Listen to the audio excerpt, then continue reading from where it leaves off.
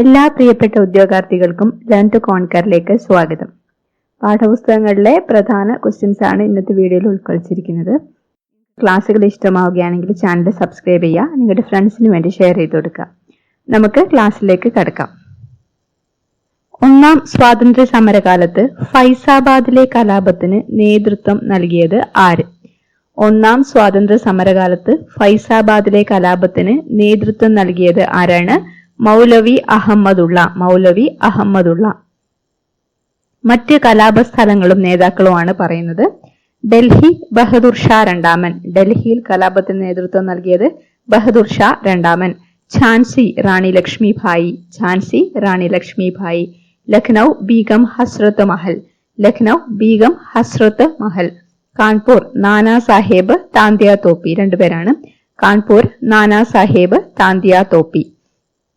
ഡൽഹി രണ്ടാമൻ ഝാൻസി റാണി ലക്ഷ്മിഭായി, ലക്നൗ ബീഗം ഹസ്രത്ത് മഹൽ, കാൺപൂർ നാനാ സാഹിബ് താന്തിയ തോപ്പി.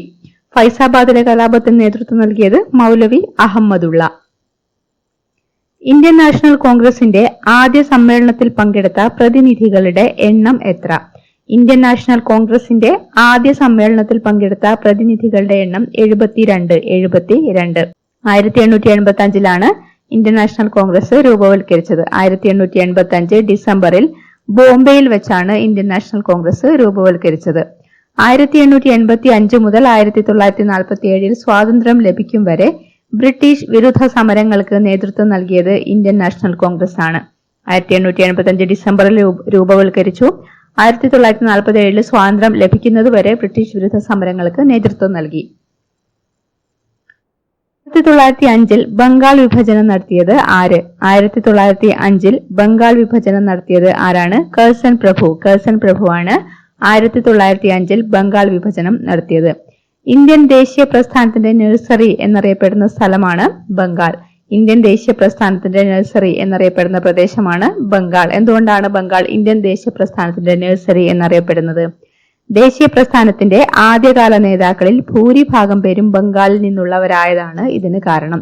ദേശീയ പ്രസ്ഥാനത്തിന്റെ ആദ്യകാല നേതാക്കളിൽ ഭൂരിഭാഗം പേരും എവിടെ നിന്നുള്ളവരാണ്? ബംഗാളിൽ നിന്നുള്ളവരാണ്. അതുകൊണ്ട് ബംഗാളിനെ ഇന്ത്യൻ ദേശീയ പ്രസ്ഥാനത്തിന്റെ നഴ്സറി എന്ന് പറയുന്നു. ബംഗാൾ വിഭജനത്തിനെതിരെ ആരംഭിച്ച സമരമാണ് സ്വദേശി പ്രസ്ഥാനം. ബംഗാൾ വിഭജനത്തിനെതിരെ ആരംഭിച്ച സമരമാണ് സ്വദേശി പ്രസ്ഥാനം. ബ്രിട്ടീഷ് ഉൽപ്പന്നങ്ങളുടെ ബഹിഷ്കരണവും തദ്ദേശീയ ഉൽപ്പന്നങ്ങളുടെ ഉപയോഗവുമായിരുന്നു പ്രധാന സമരരീതി.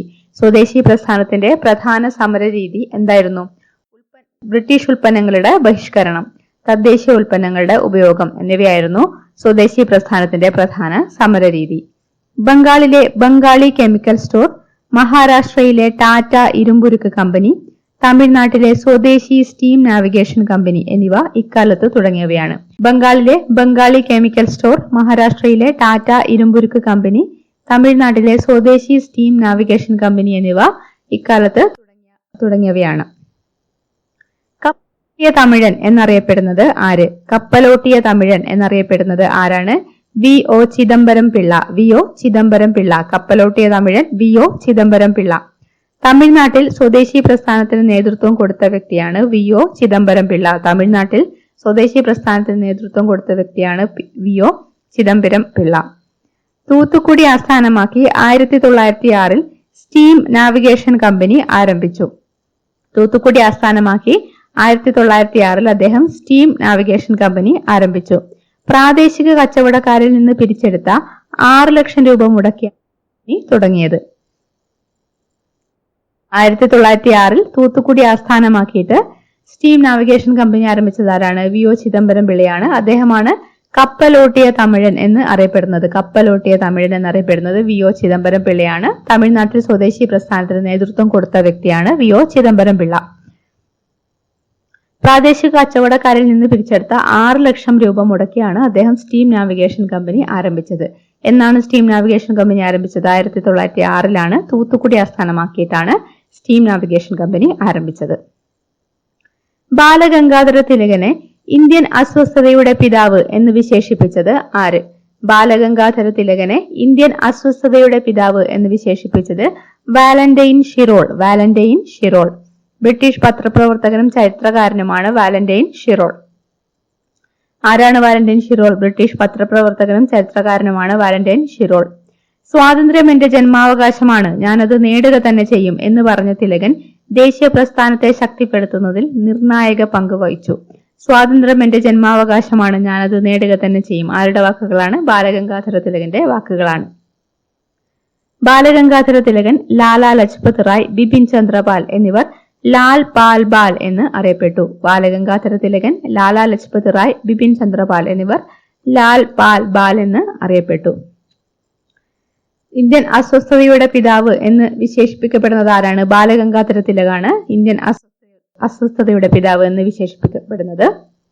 അദ്ദേഹത്തെ ഇങ്ങനെ വിശേഷിപ്പിച്ചത് വാലന്റൈൻ ഷിറോൾ ആണ്. ബ്രിട്ടീഷ് പത്രപ്രവർത്തകനും ചരിത്രകാരനുമാണ് വാലന്റൈൻ ഷിറോൾ.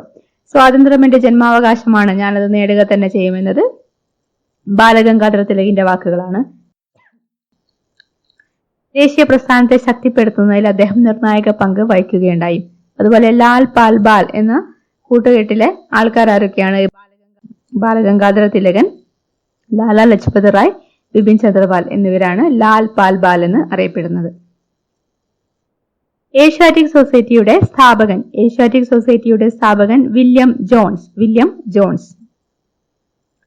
ബ്രിട്ടീഷ് ഉദ്യോഗസ്ഥർക്ക് പരിശീലനം നൽകുന്നതിനും ഇന്ത്യയിലെ വിദ്യാഭ്യാസ രംഗത്ത് ഇടപെടുന്നതിനായി അവരുണ്ടാക്കിയ സ്ഥാപനങ്ങളിൽ ഒന്നാണ് ഏഷ്യാറ്റിക് സൊസൈറ്റി. എന്തിനാണ് ഏഷ്യാറ്റിക് സൊസൈറ്റി സ്ഥാപിച്ചത്?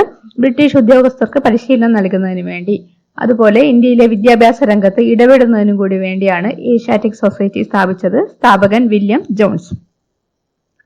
ഇതുപോലെ സ്ഥാപിച്ച മറ്റ് സ്ഥാപനങ്ങളാണ് കൽക്കട്ട മദ്രസ, ബനാറസ് സംസ്കൃത കോളേജ് എന്നിവ. കൽക്കട്ട മദ്രസയുടെ സ്ഥാപകൻ വാറൻ ഹേസ്റ്റിംഗ്സ്. അതുപോലെ ബനാറസ് സംസ്കൃത കോളേജ് സ്ഥാപിച്ചത് ജോനാഥൻ ഡങ്കൻ. ഏഷ്യാറ്റിക് സൊസൈറ്റിയുടെ സ്ഥാപകൻ വില്യം ജോൺസ് ആണ്. ബ്രിട്ടീഷ് ഉദ്യോഗസ്ഥർക്ക് പരിശീലനം നൽകുന്നതിനും ഇന്ത്യയിലെ വിദ്യാഭ്യാസ രംഗത്ത് ഇടപെടുന്നതിനും വേണ്ടിയാണ് ഏഷ്യാറ്റിക് സൊസൈറ്റി സ്ഥാപിച്ചത്. അതുപോലെ സ്ഥാപിച്ച മറ്റ് സ്ഥാപനങ്ങളാണ് കൽക്കട്ട മദ്രസ, ബനാറസ് സംസ്കൃത കോളേജ് എന്നിവ.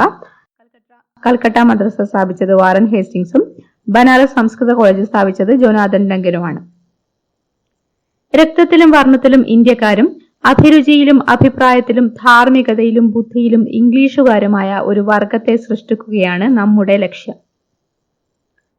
രക്തത്തിലും വർണ്ണത്തിലും ഇന്ത്യക്കാരും അഭിരുചിയിലും അഭിപ്രായത്തിലും ധാർമ്മികതയിലും ബുദ്ധിയിലും ഇംഗ്ലീഷുകാരുമായ ഒരു വർഗത്തെ സൃഷ്ടിക്കുകയാണ് നമ്മുടെ ലക്ഷ്യം. ഇന്ത്യയിൽ ഇംഗ്ലീഷ് വിദ്യാഭ്യാസം നടപ്പാക്കേണ്ടതിന്റെ പ്രാധാന്യത്തെക്കുറിച്ച് ഇത്തരത്തിൽ അഭിപ്രായപ്പെട്ടത് ആരാണ്? മെക്കാളെ പ്രഭുവാണ് ഇങ്ങനെ അഭിപ്രായപ്പെട്ടത്. രക്തത്തിലും വർണ്ണത്തിലും ഇന്ത്യക്കാരും അഭിരുചിയിലും അഭിപ്രായത്തിലും ധാർമ്മികതയിലും ബുദ്ധിയിലും ഇംഗ്ലീഷുകാരുമായ ഒരു വർഗത്തെ സൃഷ്ടിക്കുകയാണ് നമ്മുടെ ലക്ഷ്യം എന്ന് പറഞ്ഞത് മെക്കാളെ പ്രഭു. 1835 ഇന്ത്യയിൽ ഇംഗ്ലീഷ് വിദ്യാഭ്യാസം നടപ്പാക്കുന്ന അവസരത്തിലാണ് മെക്കാളെ ഇത്തരത്തിൽ അഭിപ്രായപ്പെട്ടത്. 1835 ഇന്ത്യയിൽ ഇംഗ്ലീഷ് വിദ്യാഭ്യാസം നടപ്പാക്കുന്ന അവസരത്തിലാണ് മെക്കാളെ ഇത്തരത്തിൽ അഭിപ്രായപ്പെട്ടത്. മെക്കാളെ പ്രഭു അധ്യക്ഷനായുള്ള കമ്മിറ്റി ഇംഗ്ലീഷ് വിദ്യാഭ്യാസത്തിന്റെ പ്രാധാന്യവും ലക്ഷ്യവും ചൂണ്ടിക്കാണിക്കുന്ന മെക്കാളെ മിനിറ്റ്സ് സമർപ്പിച്ചു. മെക്കാളെ പ്രഭു അധ്യക്ഷനായിട്ടുള്ള ഒരു കമ്മിറ്റിയാണ് മെക്കാളെ മിനിറ്റ്സ് സമർപ്പിച്ചത്. മെക്കാളെ മിനിറ്റ്സ് ഇംഗ്ലീഷ് വിദ്യാഭ്യാസത്തിന്റെ പ്രാധാന്യവും ലക്ഷ്യവും ചൂണ്ടിക്കാണിക്കുന്ന ആണ് മെക്കാളെ മിനിറ്റ്സ്.